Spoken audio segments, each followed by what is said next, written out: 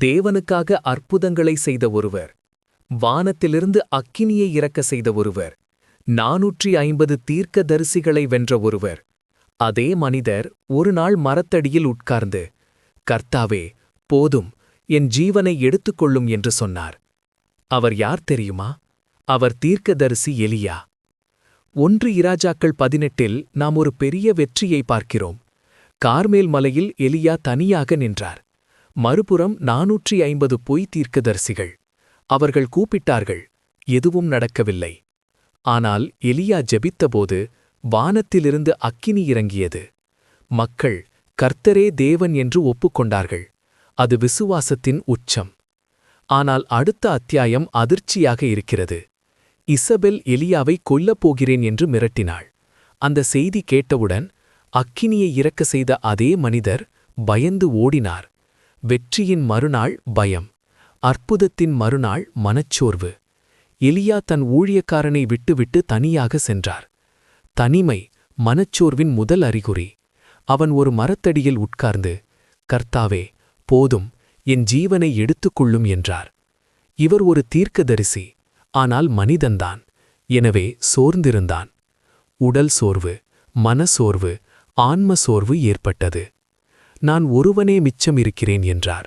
ஆனால் அது உண்மையில்லை. டிப்ரெஷன் உணர்ச்சியை உண்மையாக காட்டும். ஆனால் அது முழு உண்மை அல்ல. இங்கே கவனிக்க வேண்டிய விஷயம் என்ன தெரியுமா? கடவுள் எலியாவை கண்டிக்கவில்லை. உனக்கு நம்பிக்கை இல்லையா என்று கேட்கவில்லை. அவர் முதலில் செய்தது என்ன?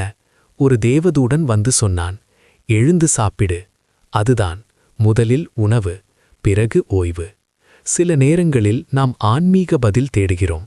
ஆனால் தேவன் சொல்கிறார், முதலில் ஓய்வெடு. எலியா மீண்டும் தூங்கினார். தேவன் அவனை தூங்க அனுமதித்தார். அவன் ஓய்வு பெற்ற பிறகுதான் தேவன் அவனை மலைக்கு அழைத்துச் சென்றார். அங்கே ஒரு பெரிய காற்று வந்தது. பாறைகள் உடைந்தது. பூகம்பம் ஏற்பட்டது. அக்கினி வந்தது.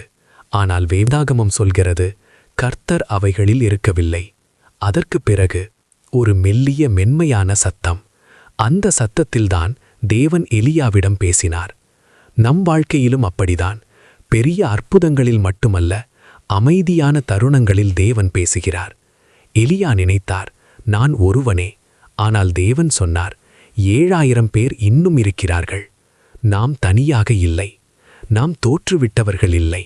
நாம் கைவிடப்பட்டவர்கள் இல்லை. இன்று இந்த செய்தி யாருக்காக? பேர்ன் அவுட்டான வாலிபருக்காக, ஃபேமிலி பிரஷரில் இருக்கும் ஒருவருக்காக, மினிஸ்ட்ரி சோர்வில் இருக்கும் ஒருவருக்காக, தோல்வியால் மனம் உடைந்தவருக்காக. நீங்கள் மரத்தடியில் உட்கார்ந்து அழுகிறீர்களா?